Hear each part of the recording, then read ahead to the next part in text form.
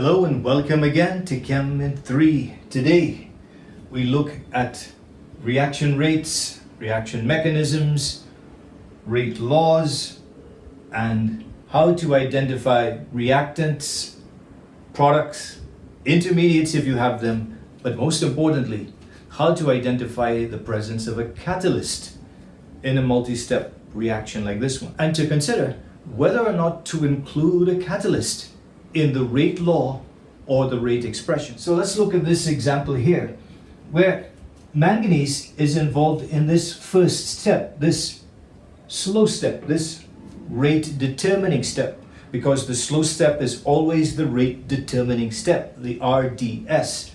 Manganese is involved here as Mn2 positive, and then the reaction ends with this final step, and manganese returns to Mn2 positive, undergoing changes in between.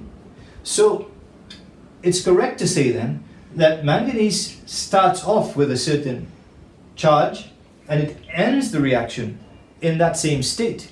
So therefore, as you can see, it's very much involved in making this reaction happen, but it remains unchanged at the end.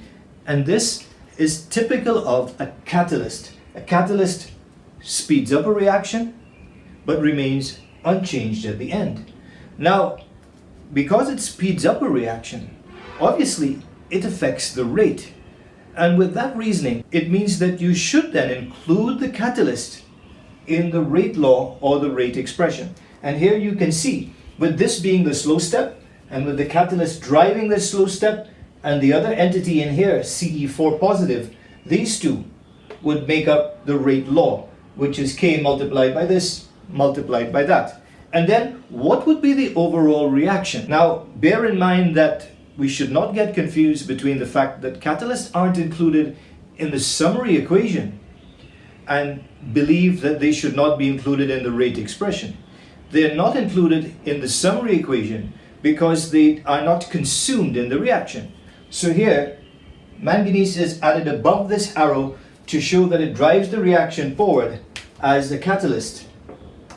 But the two entities that are required in this reaction are Ce4 positive, two of them actually being required to react with Ti positive.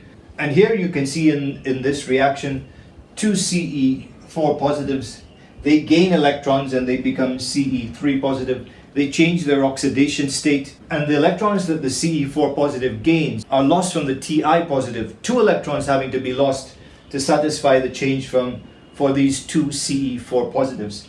And then with the two electrons lost, Ti becomes Ti3 positive. So while this is the summary equation for this, the transfer of electrons doesn't take place directly. But as you can see, the manganese is very much involved in that.